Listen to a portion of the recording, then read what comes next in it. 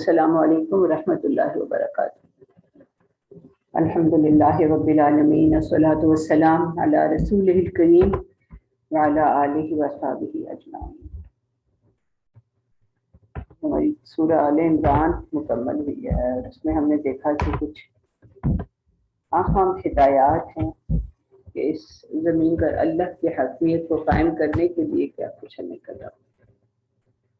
اس کے لیے شروع میں تو کچھ ایسی ہدایات دی گئی کہ کون سی وہ کوتاہیاں ہیں جن کی وجہ سے اللہ کے دین کے غلبے کے راستے میں رکاوٹیں پیدا ہوتی ہیں، اور خاص طور پر وہ داعی جو کہ اس دعوت کو لے کے اٹھے ہیں ان کے اندر کون سی صفات مقصود ہیں، کون سی صفات ہوں گی وہ اپنے اس مشن کو حاصل کر سکیں گے، اس کے لیے کچھ کر پائیں۔ اور اس کے بعد جو اس میں اہم ترین مضمون ہے وہ جہاد کا ہے، اور جہاد کا تذکرہ اگرچہ سورہ بقرہ میں بھی آیا اور اسے ایک کہا گیا کہ اس وقت تک جہاد کرو جب تک کہ فتنہ ختم نہ ہو جائے، لیکن یہاں پر اس کی مزید تفصیل ہے اور جہاد میں بھی جو اہم اوصاف اپنائے جانے ہیں ان کا ذکر ہے، اور خاص طور پر آخری جو چند رکوع ہیں وہ تو سارے جہاد ہی کے سے متعلق ہیں، اور اس میں جو کمزوریاں ہو سکتی ہیں، جو رکاوٹیں پیش آ سکتی ہیں، تو ان سب کا تذکرہ ہے۔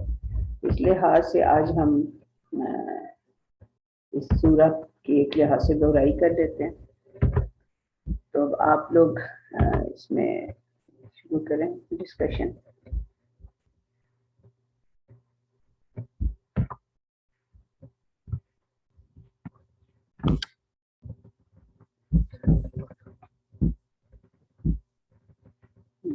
جی فرزانہ، آپ بات شروع کریں۔ السلام علیکم ورحمۃ اللہ وبرکاتہ۔ وعلیکم السلام ورحمۃ اللہ۔ ماشاء اللہ طویل اور مطلب اس لحاظ سے ہے کہ بہت سارے مضامین ہیں اس میں نا، سورہ بقرہ سے تو کم ہے آیات، لیکن اس لحاظ سے مضامین بھی کافی سارے ہیں۔ سورہ بقرہ کا جوڑا کہا گیا ہے نا احادیث میں، جس طرح سے آیا ہے، اور بہت زیادہ اس کی فضیلت ہے۔ اور جیسے الف لام میم سے جو صورتیں شروع ہو رہی ہیں تو 6 صورتیں ہیں قرآن کریم میں، تو یہ دوسری صورت ہے یہاں پر۔ اور اس میں بالعموم جو ہے وہ اسلام کا موضوع ہے نا، جیسے سورہ بقرہ میں زیادہ ایمان کا تذکرہ تھا، خیر اس میں بھی ایمان کی بھی بات ہے، لیکن عملی مظاہر جو ہیں وہ ہمیں زیادہ نظر آتے ہیں۔ تو بنیادی طور پہ جیسے شروع میں بھی بات ہوئی، بار بار بھی بات آتی رہی کہ 3 موضوعات اس کے اندر ہے نا، کہ متشابہات کے متعلق بات ہے، اور پھر جو تعلقات اور محبت کی جو بنیادیں ہونی چاہیے وہ کیا ہونی چاہیے، اور شہوات، حقوق شہوات کے متعلق بھی اس میں کافی تفصیل ہے، اور اس سے ہمارے ایمان اور عمل میں کیا اثرات ہوتے ہیں وہ بھی ہے۔ تو جو شروع کی آیات تھی نا اس میں جس طرح بتایا گیا کہ اولو الالباب کی جو خصوصیات ہیں، تو شروع کے جو رکوع ہیں اور وہ آخر کا جو رکوع ہے کافی اس میں بھی مماثلت نظر آتی ہے نا، کہ کس طرح کہ اولو الالباب کی جو صفات ہیں ان کا تذکرہ ہمیں پوری اس میں ملتا ہے نا۔ اور اس میں جو یہ بات شروع میں بھی آئی تھی کہ جو لوگ متشابہات کے پیچھے پڑتے ہیں تو وہ یعنی وہ اس سے ایک تو یہ کہ عمل متاثر ہوگا، اور یعنی ایک طرح سے کہنا چاہیے نا کہ قرآن میں 2 طرح کی جیسے باتیں ہیں جیسے قرآن میں آیا کہ محکمات ہیں اور متشابہات ہیں۔ تو جو لوگ متشابہات کے پیچھے پڑیں گے تو وہ پھر اپنے صحیح راستے کو گم کر بیٹھیں گے نا، اور یعنی یکسوئی کے لیے محکمات پر عمل کرنا ضروری ہے۔ متشابہات پر صرف ایمان لانے کی ضرورت ہے، جو قرآن میں آئی ہیں جو باتیں، اور اس کو سمجھنے کے لیے تفصیل جو ہے وہ راسخون فی العلم جو ہیں ان کو اس میں حاصل ہوتا ہے، رسوخ فی العلم، تو وہ متشابہات کی حقیقت کو سمجھتے ہیں اور اس پر ایمان لاتے ہیں، اور اس کے پیچھے اپنا وقت مطلب یہ نہیں لگاتے زیادہ نا۔ اور دوسری بات اس میں یہ آئی تھی کہ جو جیسے تعلقات کی بنیاد کیا ہونی چاہیے وہ بھی اس میں ہمیں ملا کہ وہ غیر مسلموں کے ساتھ کس حد تک تعلق رکھنا چاہیے۔ تو اس میں یہ تھا کہ مواسات اور مدارات اور معاملات کی حد تک کہ معاملہ بھی رکھنا چاہیے، ہمدردی کا بھی معاملہ ہو، اکرام بھی ہو، سب کچھ ہو، لیکن یہ کہ قلبی تعلق جو ہے وہ یا جو رازوں کو آپس میں شیئر کرنا، اس چیز کی ممانعت کی گئی۔ پھر اس کے بعد جو ہے وہ اس میں یہ بھی آتا ہے کہ جو اولو الالباب کی جو اوصاف بتائے گئے، تو اس میں شروع سے ہمیں یہ بات سمجھ آ رہی تھی کہ ان کی کیا خصوصیات ہیں نا۔ تو وہ ایک تو یہ کہ ان کا ایمان اور اللہ کی معرفت جو ہے وہ اس سے مالا مال ہوتے ہیں، اور وہ ظاہر پرست نہیں ہوتے، بلکہ جو علم اللہ تک لے جانے والا ہے اس سے متصف ہوتے ہیں نا۔ اور سیکھ پہ غور و فکر کرنا، تو جیسے ہم آخری رکوع میں بھی دیکھ رہے تھے اولو الالباب کی صفات، تو یہ کہ تذکر کرنے والے، یعنی اللہ کے آیات میں غور و فکر کرنے، تفکر کرنے والے ہوتے ہیں، اور جو ہے وہ بات کو صرف ظاہر تک نہیں بلکہ تہ تک پہنچنے کے لیے اس کی کوشش کرتے ہیں نا۔ اور اسی سلسلے میں جو بات تھی کہ غیر ضروری امور سے بچنے والے ہوتے ہیں، اور جس میں جو بات آئی تھی ہے کہ ہاجروا جاہدوا والی، کہ پھر وہ ہجرت میں بھی مجھے لگ رہا تھا کہ یہ بات ہے کہ وہ غیر ضروری چیزیں یا جو غلط چیزیں ہیں ان سے بچ کر اصلاح کے امور کی طرف اور عمل صالح کی طرف جانے والے ہیں نا۔ یعنی ہجرت تو بے شک یہ تو اصل ہجرت تو یہی ہے کہ اپنی گھر بار چھوڑ کر اللہ کے راستے میں نکل جانا، اور مال اور اسباب سب کچھ چھوڑ کر، لیکن اس کے ساتھ ساتھ یہ بھی ہے کہ بری عادتوں کو ترک کر کے اچھی کو اپنانا، تو یہ والی صفت بھی اس میں آ جاتی ہے۔ پھر اس کے بعد یہ کہ عمل صالح کی فکر کرنے والے ہوتے ہیں، اور اس سلسلے میں ساری سورہ میں ہمیں یہ چیزیں نظر آ رہی ہیں کہ وہ ایک تو یہ کہ اپنی کوتاہیوں پر نظر کرتے ہیں، استغفار کرنے والے، اور صبح کے وقت مستغفرین بالاسحار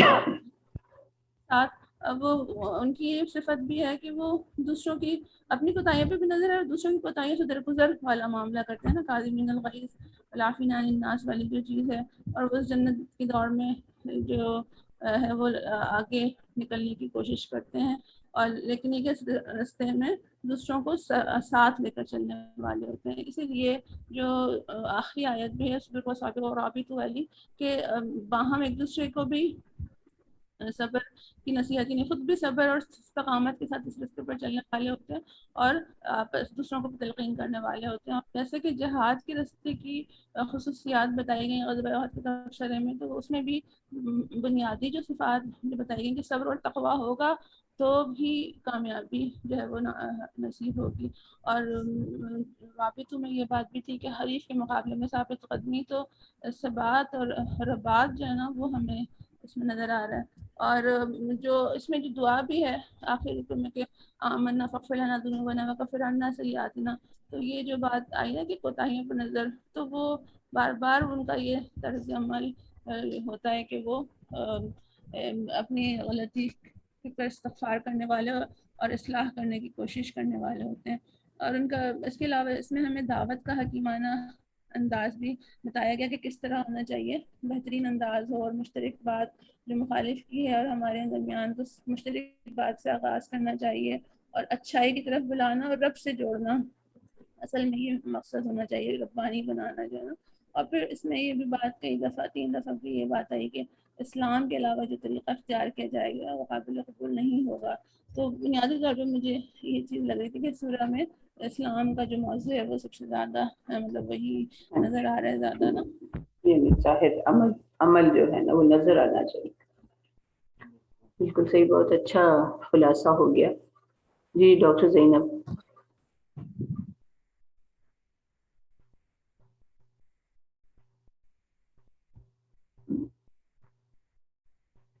ڈاکٹر زینب آپ اب اپنا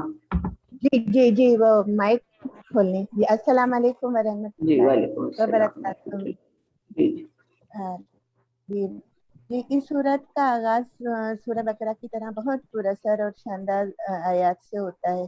اللہ کی صفات اور حمد و ثنا کے بعد جس چیز پر زور دیا جا رہا ہے وہ قرآن کا بنیادی اسلوب ہے۔ اس میں جو آیات محکمات شامل ہیں اصل میں وہی بنیاد ہیں جنہیں الکتاب کا نام دیا گیا ہے، اور ہم کو انہی میں ہی تدبر کرنا ہے اور انہی سے ہی عمل کرنے کے احکامات لینے ہیں۔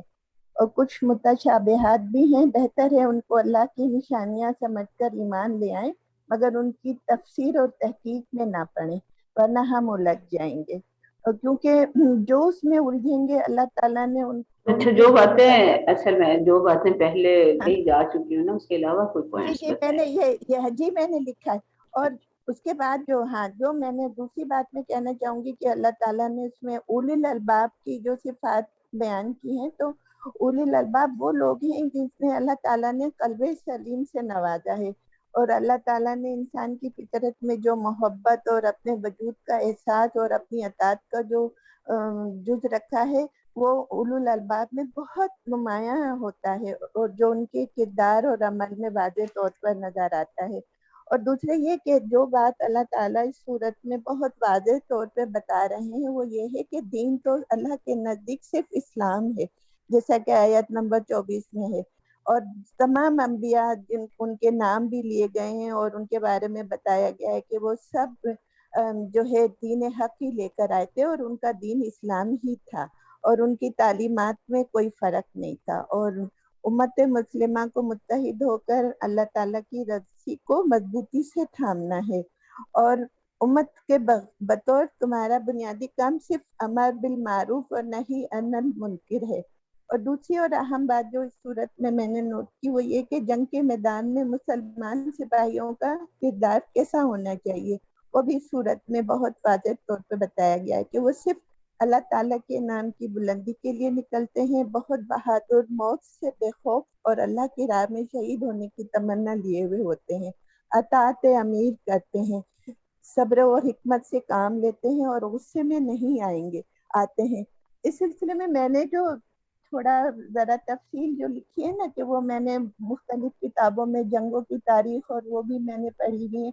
तो वो उससे मैं ये कि जंगों की वजूहात और उनके जो भी होते हैं, तो ये नतीजा निकाला है कि दुनिया की ज्यादातर जंगें नस्ली, सरहदी और मुआशी बरतरी हासिल करने के लिए हुई ना, और फातेह अक़वाम ने मफ्तू अक़वाम का जंग के अख्तिताम पर बहुत बुरा असर किया। जैसे हम पढ़ते हैं कि उनकी कत्लेआम, नस्ल कशी, आग लगाना, तोड़ फोड़ और उनकी तमद्दुनी और मुआशी निज़ाम को ख़त्म करना और उन्हें गुलाम बना लेना। लेकिन मुसलमानों ने जब भी जंग की अल्लाह के निज़ाम के निफाज के लिए की, और जंग के मैदान में अल्लाह की राह में जिहाद की जो खुसूसियात सूरह आले इमरान में बयान हुई है, उनमें एक खुसूसियत है गुस्से पे काबू पाना। तो मैंने सिर्फ इस पे गौर किया तो कई बातें सामने आई कि हालत जंग में जब दोनों ग्रोह आमने सामने बरसरे पेकार हों तो उससे पे काबू पाना में कितनी हिकमत पोशीदा है। हालांकि इस हालत में गुस्सा आना एक फितरी अम्र होता है, लेकिन ये गुस्सा ही है जिसकी वजह से जंगों में इंतकाम की आग में जलकर ऐसे फैसले हो जाते हैं जिस पे तारीख जो है सदियों से रोती है। तो जैसे मैं समझती हूँ कि मौजूदा तारीख में जो ताज़ा ये हिरोशिमा और नागासाकी पे जो एटम बम गिराए गए, तो आप देखते हैं कि उसके असरात अब तक हमें नजर आ रहे हैं। तो लेकिन उसके बरक्स जब मैं सीरत नबी और मुसलमान फातिहीन की जंगी हिकमत अमलियों की तारीख पढ़ी तो पता चला कि इस्लाम ने मुसलमानों को मفتوحہ इलाकों में लोगों और उनकी इमलाक की हिफाजत के लिए कितने अहसन तरीके इख्तियार किए, कि बच्चों को ना मारना, औरतों को ना मारना, फसलों को ना आग लगा, ये सारी चीजें जो है किताबों में लिखी गई है ना। और दूसरे ये कि गुस्सा करना हमारी रोजमर्रा जिंदगी में भी बहुत फितने का बाइस होता है, तो हमें चाहिए कि हम अपने गुस्से को जो है हस्तुल इम्कान कोशिश करके काबू पाएं। और दूसरे इस सूरह मुबारक की जो अच्छी चीजें मुझे लगी वो उसकी पुरअसर दुआएं हैं, खास तौर पे सूरत आयत 26 और 27 और रब्बना ला तुज़िग़ क़ुलूबना बअद इज़ हदैतना व हब लना मिन लदुनका रहमतन इन्नका अंतल वहाब, और आखिरी रुकू वाली आयत रब्बना इन्नना समअना मुनादियन युनादी वाली ना। ये बहुत पुरअसर दुआएं हैं जो मैं समझती हूँ हमें रोजमर्रा के अपने दुआओं में ना इनको शामिल करना चाहिए। बस जज़ाकल्लाह खैर। जज़ाकल्लाह। जी फरहाना।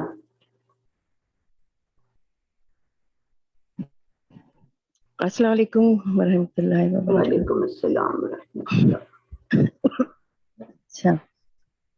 आवाज थोड़ी सी बैठी हुई होगी वैसे, लेकिन मैं कोशिश करती हूँ। सूरह आल इमरान का नाम आल इमरान इसलिए रखा गया कि इसमें आल इमरान का जिक्र आया है, तो इसके मजमून थोड़े मैंने कुछ पॉइंट्स रखे थे जो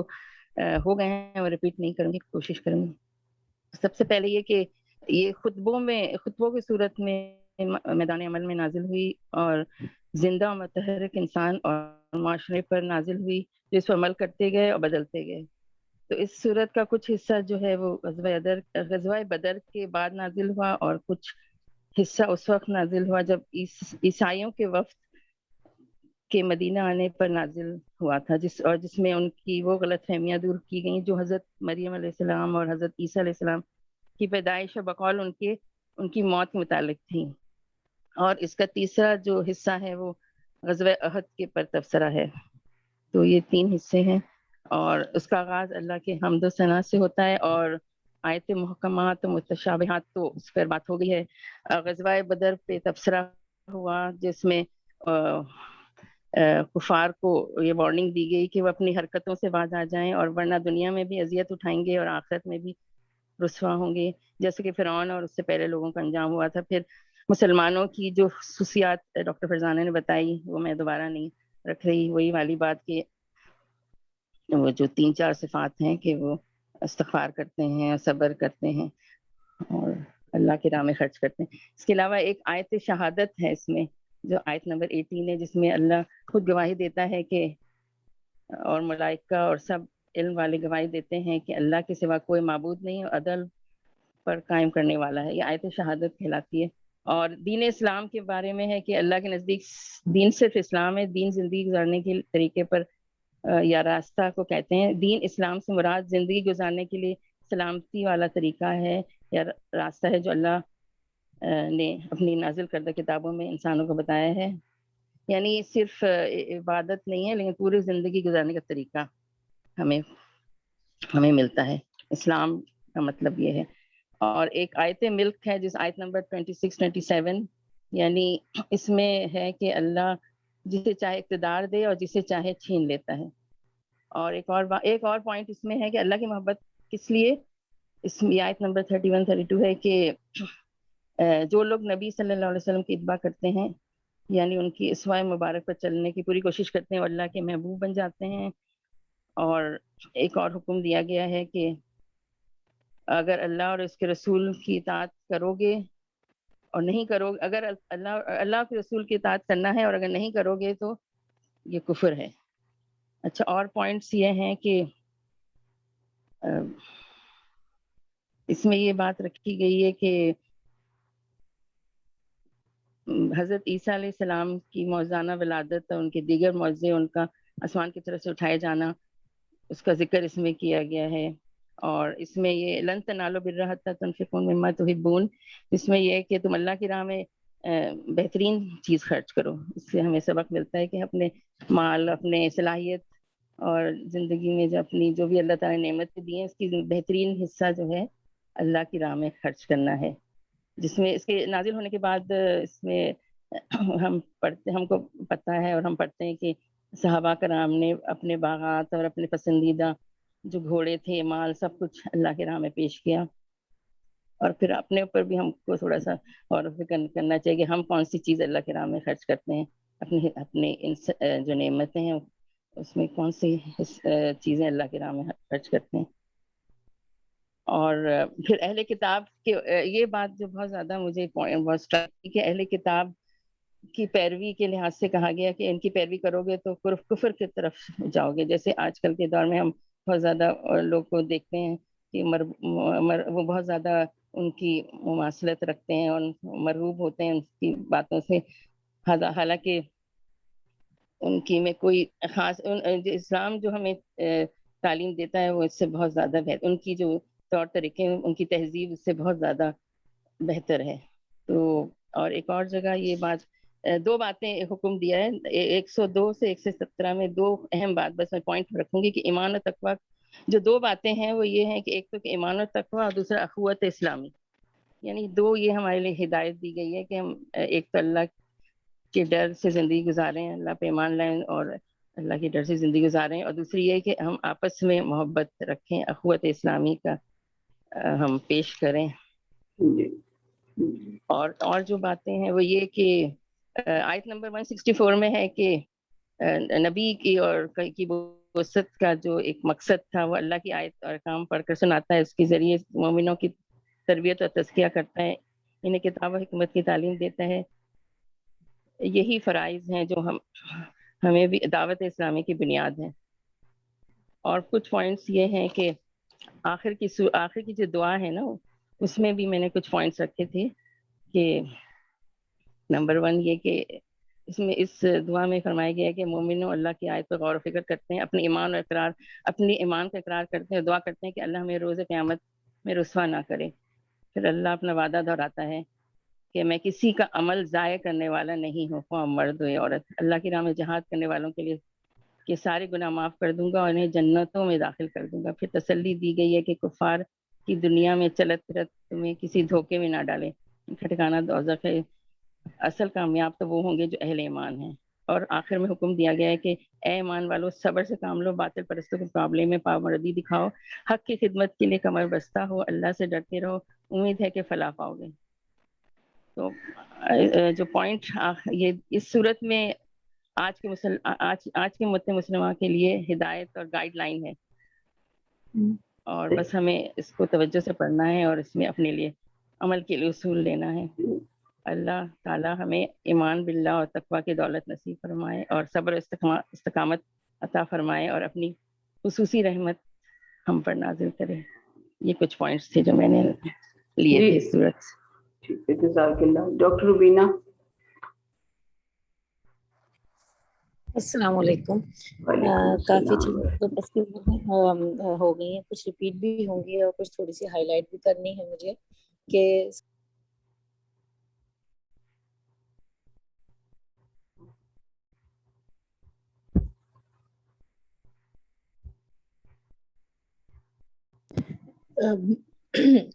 بار بار دعائیں سکھائی گئی ہیں، جیسے ربنا لا تزغ قلوبنا کی طرف بھی اشارہ کیا گیا، اور بہت سارے مسنون استغفار بھی سکھائے گئے ہیں. اور سب سے زیادہ وقنا عذاب النار اتنا زیادہ ہے جیسے کہ انسان بس ہر وقت اس آگ سے ڈر ڈر کے ہی دنیا میں جیے اور پھر غیر ضروری کاموں سے اپنے آپ کو علیحدہ رکھے، کیونکہ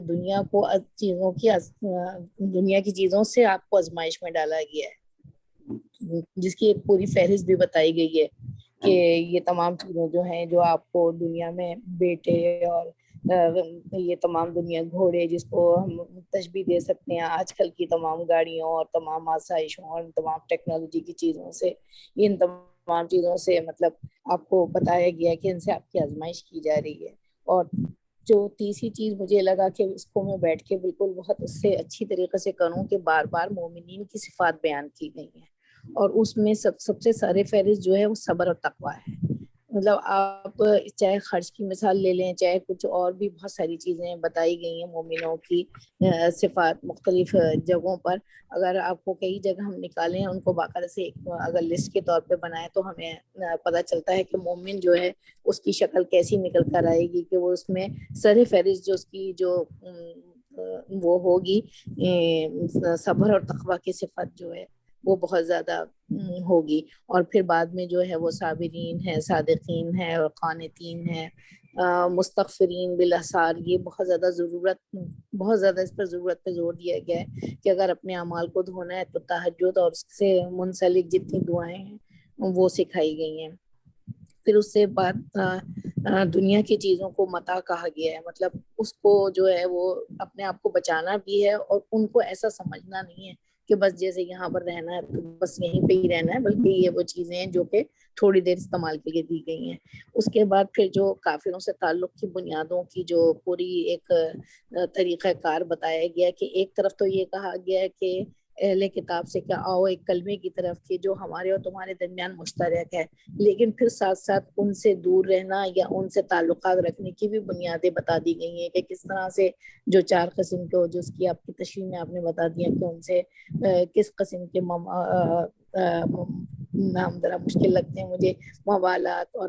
اس معاملات کے اندر جس طریقے سے ہمیں بتایا گیا کہ ان سے تعلق تو رکھنا ہے لیکن ایسا تعلق نہیں رکھنا ہے کہ آپ ان کی مدارات میں لگ جائیں اور تمام چیزوں میں ان کے ساتھ کر کے آپ ویسے ہی بن جائیں.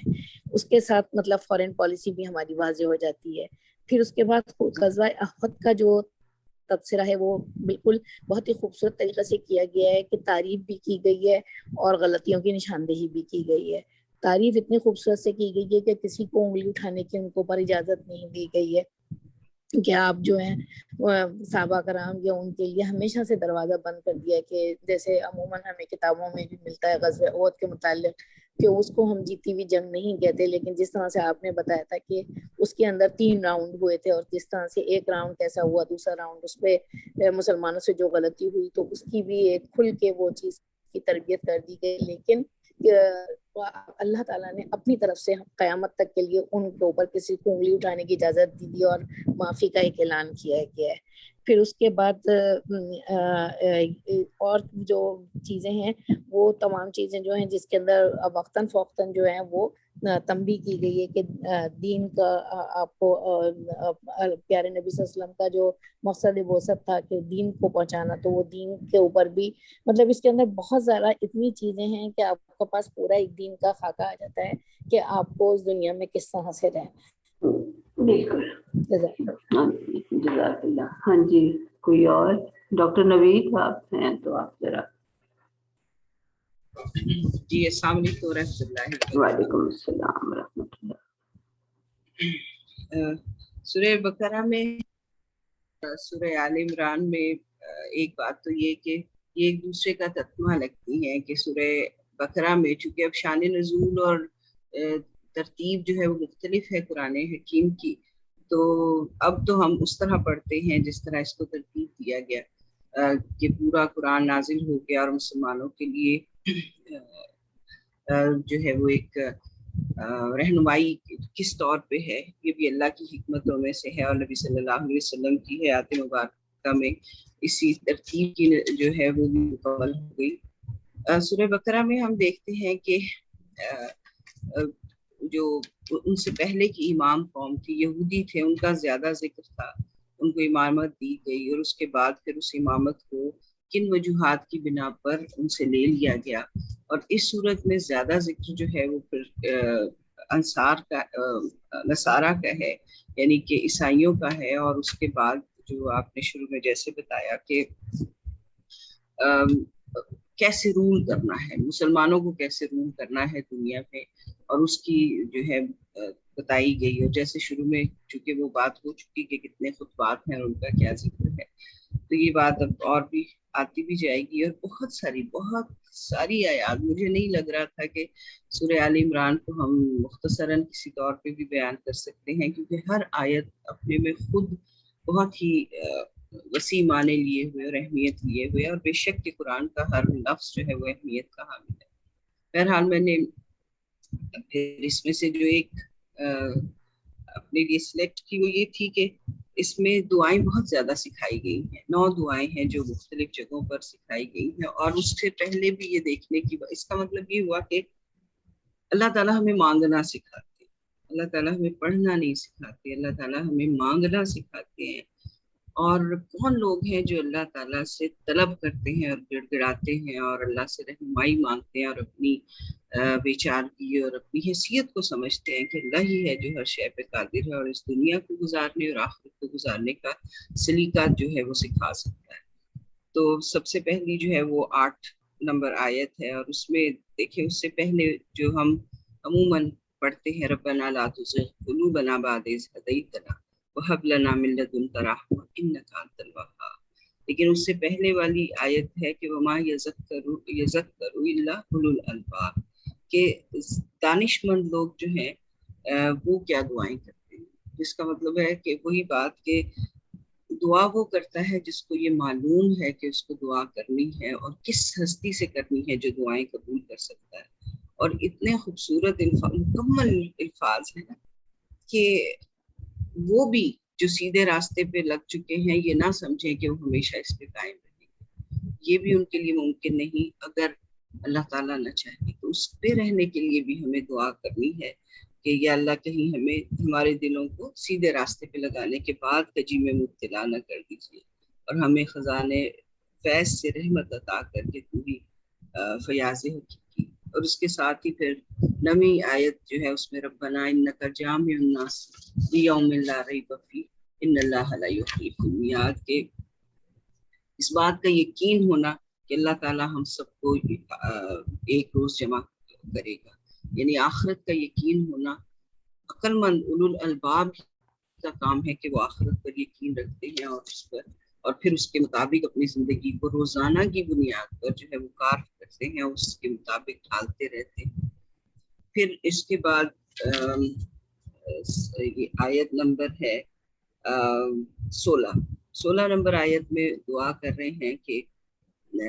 रब्बना इन्नना आमन्ना फग़फिर लना ज़ुनूबना वक़िना अज़ाबन्नार। कि वो लोग हैं जो कहते हैं, कौन लोग हैं जो ये कहते हैं, जो इससे पहले की जो बस वो है अल्लाह की रज़ा जो है वो चाहने वाले लोग हैं, और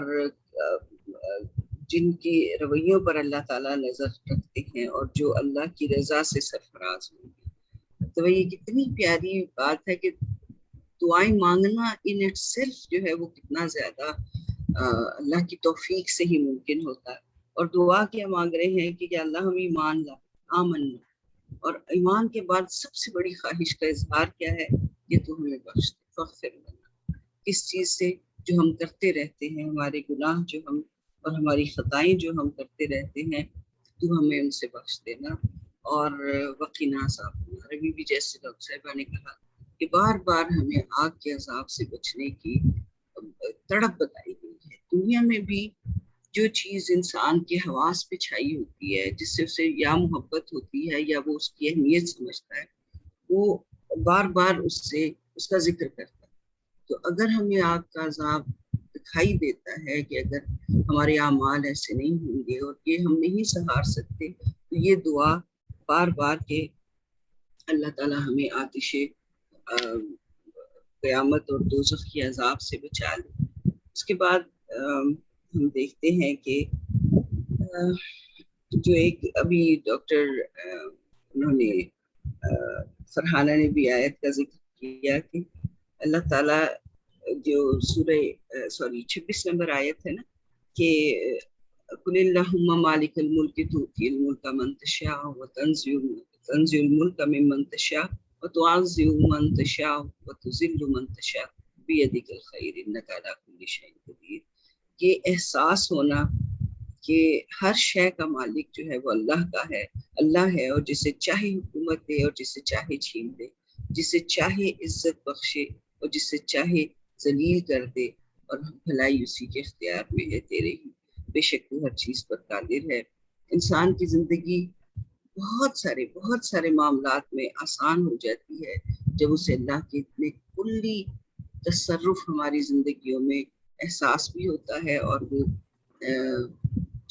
इस बात पर यकीन भी करता है कि ये जो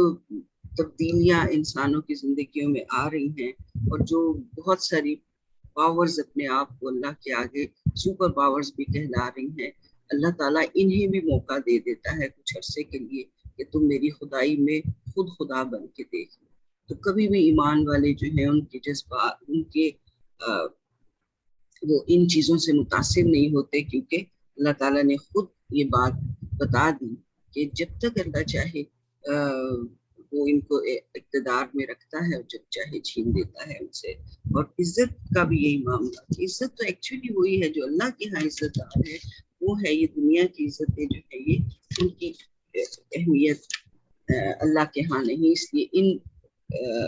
स्टैंडर्ड से ज़्यादा मुतासिर होने की ज़रूरत नहीं होती। हमें देखना सिर्फ ये होता है कि क्या हम इंदल्ला वो काम कर रहे हैं जो हमारे लिए मंजूर है, जो अल्लाह हमें जिनको पसंद फरमाता है। उसके बाद आयत नंबर 38 है, जिसमें दुआ हज़रत ज़करिया की है कि जब उन्होंने पुकारा कि या अल्लाह, अपनी कुदरत से नेक औलाद की दुआ की गई कि रब्बी हबली मिन लदुनका ज़ुर्रियतन तय्यिबा इन्नका समीउद दुआ। और ये भी इंसानी जिंदगियों में औलाद की बहुत अहमियत, जहाँ वो आजमाइश है वहाँ वो उम्मीद की किरण भी है कि ये हमारे लिए सदका जारिया बनेगी, अल्लाह की ज़मीन पे उस कौम को, उस नस्ल को बढ़ाएंगी जो उसकी इबादत करने वाले, उसका नाम बुलंद करने वाले होंगे। तो दुआ सिखाई गई है कि जब औलाद के लिए दुआ की जाए तो नेक औलाद की दुआ की जाए। और फिर तो ये में बहुत मुख्तलिफ जो है ना तफसीर भी आ जाती है, जैसे अल्लाह ताला अपने नबियों को जो औलादें अता की गई तो फिर उन्होंने भी इसीलिए मांगी कि अल्लाह का नाम बुलंद करें, और तैयब का फिर डिटेल जो है वो हम देख सकते हैं। اس کے بعد سورہ 57 نمبر آیت ہے جو آیت شہادت بھی کہلاتی ہے کہ میرا خیال ہے جس میں شہادت دی گئی ہے کہ ربنا آمنا بما انزلت واتبعنا الرسول فاكتبنا مع الشاهدين. اچھا، اور یہ بھی کون مانگ رہے ہیں جو اس سے پہلے کی آیت ہے کہ اللہ تعالیٰ کے آگے سر جھکانے والے وہ حواری جنہوں نے کہا تھا نحن انصار اللہ، انہوں نے پھر اس بات پہ شہادت دی کہ یا اللہ ہم آپ پر ایمان رکھتے. اس سے پہلے بھی دعا جو ہے وہ جو ہم نے ابھی ذکر کیا کہ اللہ کے آگے ایمان سب سے پہلے اس کی اتنی بڑی اہمیت ہے کہ جسے ہمیں کہنا چاہیے کہ پہلی سیڑھی ایمان ہے، اس کے بعد پھر اگلی بات آتی ہے. اور یہاں پہ شہادت دی گئی کہ ہم جو ہے وہ تیرے آگے اطاعت سے سر جھکانے والے ہیں، اور تو نے جو فرمان نازل کیا ہم نے اسے مانا اور رسول کی پیروی قبول کی. تو اللہ پر ایمان، اللہ کے انبیاء کریم جو ہیں ان کی پیروی پر ایمان لانا اور اس کے لیے اپنے آپ کو پیش کرنا. اور پھر یہاں پہ یہ ہے کہ فاکتبنا مع الشاہدین، کہ آپ ہمیں ان گواہی دینے والوں میں لکھ لیجیے، جس کا مطلب ہے کہ اب ہم اپنے جان مال اپنی ہر صلاحیت کے ساتھ اس بات کی گواہی دیں گے کہ آپ ایک ہیں اور آپ کے رسول جو ہیں وہ صحیح پیغام لے کر آئے ہیں. اور اس کے بعد پھر جو اس میں آ جاتی ہیں آخری آ جاتا ہے رکوع، اس میں 191 نمبر آیت ہے جس میں پھر پورا بہت ہی خوبصورت رکوع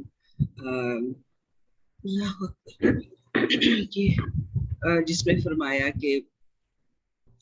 ربنا ما خلقت هذا باطلا سبحانك فقنا عذاب النار. اور یہ دعا کون مانگتے ہیں؟ یہ وہ مانگ رہے ہیں جو اللہ کا ذکر پھر قیام میں اور قعود میں اور جنوبہم جب لیٹے بیٹھے سائڈ ہر طور پہ اللہ کا نہ صرف یہ کہ ذکر کرتے ہیں بلکہ تفکر کرتے ہیں،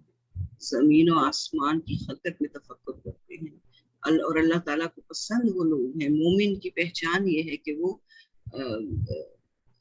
سوائے ان چیزوں کی جو غیب پر جن کے لیے کہا گیا ہے کہ ہم نے آنکھیں بند کر کے ایمان لانا ہے، ہر چیز پر بنائی گئی چیز پر تفکر کرتا ہے. اور اللہ ہمیں توفیق دے کہ ہم اس بات پر ایمان لانے والے اور اس کو ماننے والے ہوں اور تفکر کرنے والے. اور پھر وہی بات ہے کہ یہ ایک جو آیت کا حصہ ہے نا ربنا ما خلقت هذا باطلا، یہ ہمیں کتنے زیادہ تفکر پر آمادہ کرتا ہے اور اس کی دعوت دیتا ہے کہ ہر چیز پر یہ باطل نہیں ہے، عبث نہیں ہے، بلا وجہ نہیں ہے. تو پھر ہم اللہ کی قدرتوں کے قریب بھی ہوتے ہیں، اس کی بڑائی ہمارے دلوں میں گھر بھی کرتی ہے، اور بہت سارے وہ معاملات جو ہمیں اس وقت سمجھ نہیں آ رہے ہوتے ہم اس پر یہ یقین ضرور رکھتے ہیں کہ اللہ تبارک تعالیٰ کی حکمت ہے، اور جب ہمیں وہ چاہے گا ہمیں اس کی سمجھ آ جائے گی. پھر ربنا انک من تدخل النار فقد اخزیتہ وما للظالمین من انصار. اور ربنا اننا سمعنا منادیا ینادی بالایمان ان آمنوا بربکم فآمنا ربنا فاغفر لنا ذنوبنا وکفر عنا سیئاتنا وتوفنا مع الابرار. ایک حرف مانگنے ہی والا ہے کہ ایک حرف جو ہے، اور اتنا ایسے لگتا ہے کہ وہ آنکھوں کے سامنے آتا ہے نا کہ یا اللہ ہم نے پکارنے والے کو سنا جو ایمان کی طرف بلاتا تھا اور کہتا تھا اپنے رب کو مانو، اور ہم نے اس کی دعوت قبول کر. بالکل ایسے لگتا ہے، مجھے ایسے لگتا ہے کہ نبی صلی اللہ علیہ وسلم دعا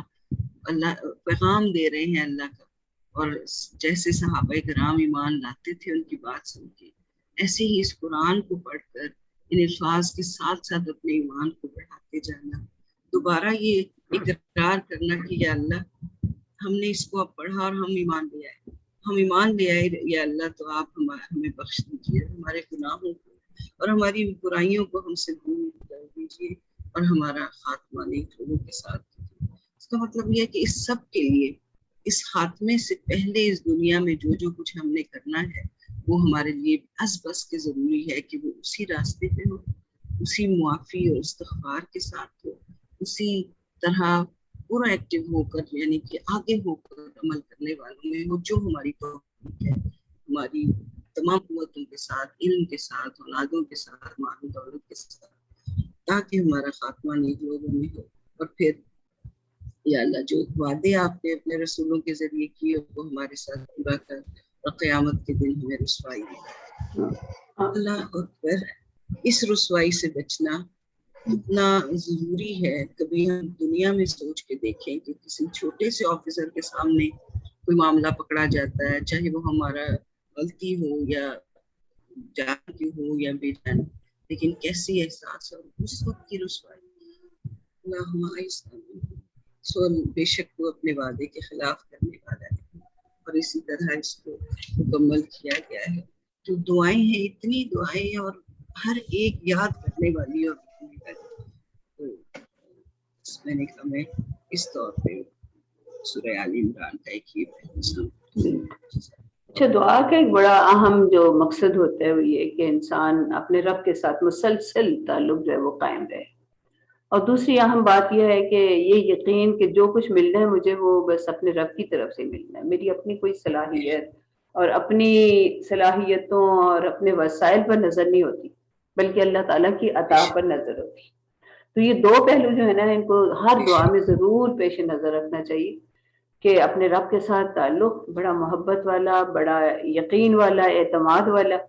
اور دوسری بات یہ کہ میری محنتیں, میری لیاقتیں, میری ساری تگ و دو وہ کچھ اس کا کوئی حاصل نہیں ہے جب تک کہ مجھے رب کی عطا حاصل نہ ہو, رب کی عنایات حاصل نہ ہو. اچھا, اس میں دوسری جو ایک بہت اہم مضمون جس کا ابھی تک ذکر نہیں ہوا وہ قیادت کے اوصاف ہیں. اچھا, ایک تو یہ بات ہے کہ فتح اور نصرت جو ہے یا معاملات میں کوئی کامیابی حاصل ہونا یا کسی جنگ میں کوئی کامیابی حاصل ہونا یہ مقصود رہا ہی نہیں کبھی, بلکہ اگر اس کو مقصود سمجھا گیا تو اس پر گرفت ہو گئی کہ بھی تم نے یہ کیسے سمجھ لیا کہ ہر حال میں تمہیں جیتنا ہی جیتنا ہے. تو جیت جو ہے وہ کوئی معنی نہیں رکھتا. اصل چیز جو ہے وہ یہ جذبہ اور اس بات کا عملی اظہار کہ میں اپنا سب کچھ اپنے رب کے لیے قربان کر سکتی ہوں. ہاجروا جاہدوا قاتلوا وقتلوا, یہ جو صفات ہیں اس میں تو عملاً کر کے دکھایا نا کہ نہ مجھے اپنی جان کی کوئی پرواہ ہے, نہ مجھے اپنے مال و دولت کی کوئی پرواہ ہے, نہ مجھے اپنے تعلقات کی کوئی پرواہ ہے. اے میرے مولا, میں آپ کی خاطر سب کچھ چھوڑ چھاڑ کے نکل سکتی. تو جب تک یہ جذبہ نہ ہو اور اس کا عملی اظہار نہ ہو جائے تو اس وقت تک کچھ ملتا نہیں ہے وہاں سے. ویسے تو دعاؤں کے ساتھ یہ چیز بھی بڑی اہم ہے کہ یہ ہماری طرف سے بھی جو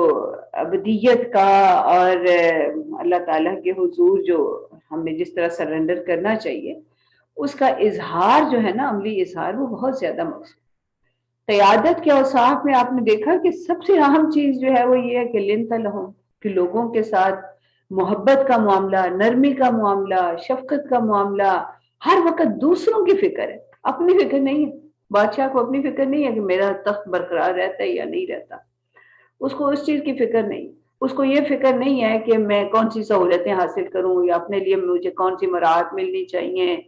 یا میرے لیے کیا کچھ ہونا چاہیے, مجھے کیا پروٹوکول ملے, اس کی کوئی فکر نہیں. فکر کیا ہے کہ یعنی پبلک فرینڈلی ایٹیچیوڈ, لوگوں کی فکر, لوگوں کو کیسے میں سہولت دے سکتی. میں جس مقام پہ بھی, یعنی چاہے میں اپنے گھر میں ہوں تو مجھے دوسروں کی فکر ہے کہ دوسروں کو کس طرح میں آرام اور راحت پہنچاؤں. اگر میں کسی ادارے میں ہوں تو وہاں مجھے اپنے تمام متعلقین جو لوگ ہیں ان کی فکر ہے کہ ان کو میں کس طرح دنیا اور آخرت کی راحت کے اسباب جو بھی میں مہیا کر سکتی ہوں وہ کروں. اور اگر ملک کی قیادت ملتی ہے تو اس میں بھی ایسے ہی, اہل جہاں کی قیادت ملتی ہے تو وہاں بھی یہی ایٹیٹیوڈ, وہاں بھی یہی طرز عمل کہ لنت لہم. اور اس کو اللہ تعالیٰ کی رحمت قرار دیا گیا ہے کہ آپ کو ایسے حکمران نصیب ہوں